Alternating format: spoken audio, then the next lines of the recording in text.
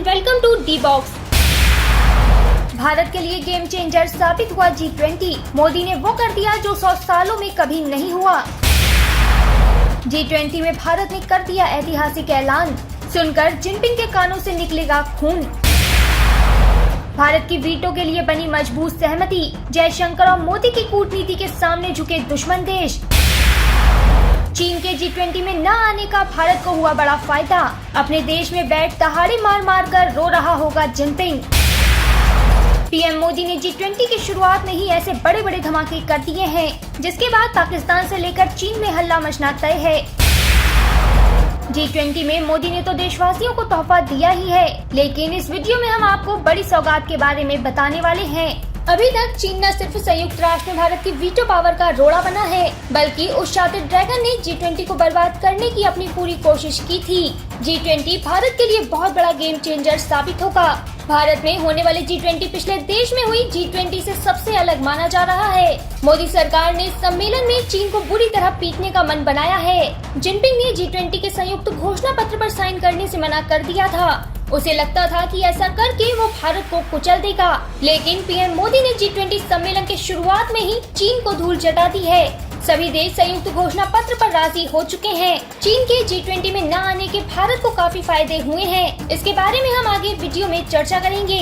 अब भारत ने सभी देशों को अपने पाले में कर लिया है। इस वक्त G20 में जितने भी देश मौजूद हैं, वह सब के सब भारत की कूटनीति की तारीफ करते हुए मोदी की हाँ में हाँ मिला रहे हैं। जो बाइडेन ने साफ कर दिया है कि UNSC में भारत को परमानेंट सीट मिलनी चाहिए। अगर चीन को UNSC से निकाला गया तो ऐसे में भारत UN की स्थायी सीट का सबसे प्रबल दावेदार होगा। अभी तक जो अफ्रीकी यूनियन पश्चिमी देशों और चीन की वजह से खून के आंसू रो रहा था, पीएम मोदी ने उसे एक बड़ी सौगात देते हुए ऐतिहासिक फैसला लिया है। अब G20 को G20 नहीं बल्कि G21 के नाम से जाना जाएगा।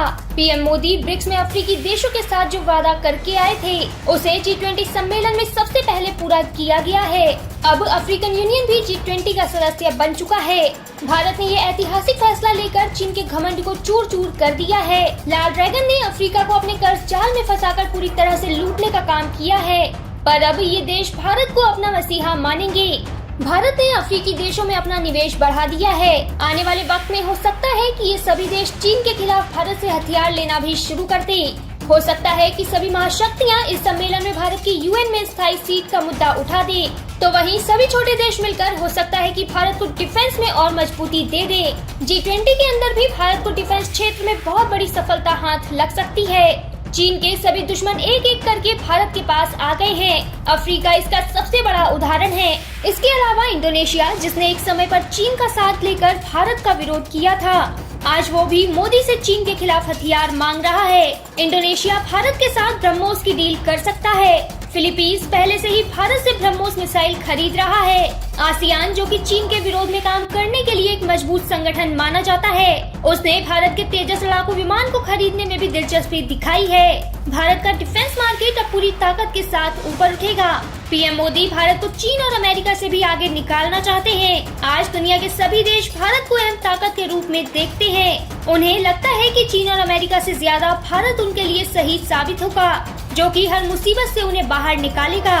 भारत ने दुनिया के सभी देशों में मदद देकर विश्व गुरु का खिताब अपने नाम किया है। ग्लोबल पावर के रूप में भारत ने अपनी रफ्तार तेज कर दी है। आसियान की बैठक में पहुंचकर पीएम मोदी ने चीन को सिर्फ ट्रेलर ही दिखाया था, जिसकी पूरी फिल्म G20 के बाद भी चलती रहेगी। अब भारत चीन को बुरी तरह से खदेड़ रहा है। तुर्की, जो कि पाकिस्तान के साथ मिलकर भारत के खिलाफ अपनी घटिया साजिशें रचता था, उसने भी G20 सम्मेलन में आकर पीएम मोदी से हाथ मिलाया है। G20 की कश्मीर बैठक में भी तुर्की ने पहुंचकर पाकिस्तान को बड़ा झटका दिया था।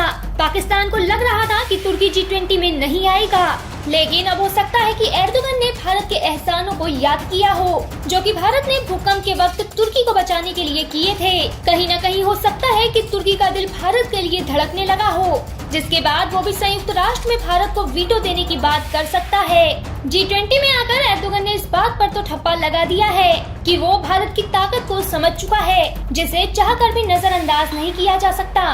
तुर्की भारत के साथ अलग से बातचीत करना चाहता है। पीएम मोदी G20 के दूसरे दिन तुर्की के साथ द्विपक्षीय बैठक कर सकते हैं, जिसमें हो सकता है कि वे भारत की वीटो पावर के लिए कोई अहम ऐलान कर दे। इसके अलावा हो सकता है कि तुर्की अपने सभी बुरे कर्मों के लिए भारत से हाथ जोड़कर माफी मांग ले और पाकिस्तान के साथ मिलकर मुंह खोलना बंद कर दे। G20 में जैसे ही सभी देशों के बीच घोषणा पत्र को लेकर सहमति बन गई, उसके बाद चीन के सभी सपनों पर पानी फिर गया। उसे लगता था कि कनाडा यूक्रेन का मुद्दा उठाकर G20 को पूरी तरह से बर्बाद कर देगा, लेकिन पीएम मोदी ने अपनी कूटनीति का इस्तेमाल करते हुए सभी देशों को एक बार फिर से अपनी बातों में फंसा लिया। कनाडा के प्रधानमंत्री भी भारत से हाथ मिलाकर गले लगने लगे। मोदी सरकार ने भारत में G20 को कराकर पूरे देश की तस्वीर बदल दी है। देश में विकास की लहर तेजी से उठने लगी है। दुनिया भर के देश यहाँ पर निवेश करने को तैयार है।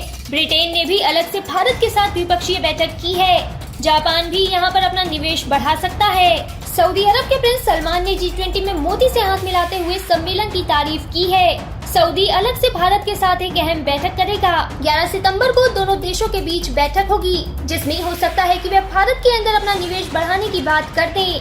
भारत ने जब से रूस के साथ तेल खरीदना शुरू किया था, उसके बाद से सऊदी के साथ रिश्तों में खटास की बात उड़ने लगी थी। लाल ड्रैगन भी यह सोच रहा था कि वह ईरान और सऊदी अरब जैसे देशों को अपनी बातों में फंसा लेगा, लेकिन प्रिंस सलमान ने G20 में पहुंचकर जिनपिंग के मुंह पर करारा तमाचा मारा है।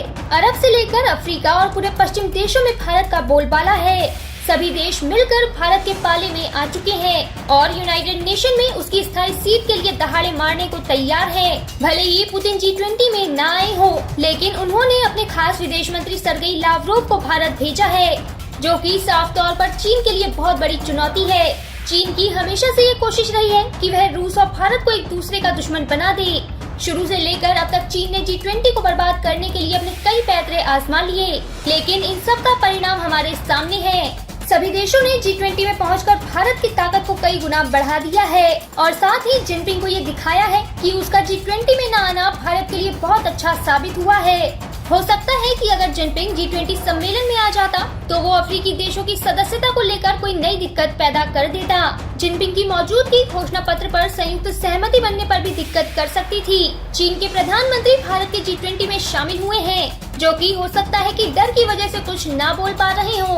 कहीं न कहीं जिनपिंग का G20 में न आना भारत के लिए पॉजिटिव ही रहा। आखिर आपको क्या लगता है, G20 में जिनपिंग का न आना भारत के लिए कितना फायदेमंद साबित होगा? कमेंट में जरूर बताएं और वीडियो को लाइक करके चैनल को सब्सक्राइब करना ना भूलें। धन्यवाद, नमस्कार।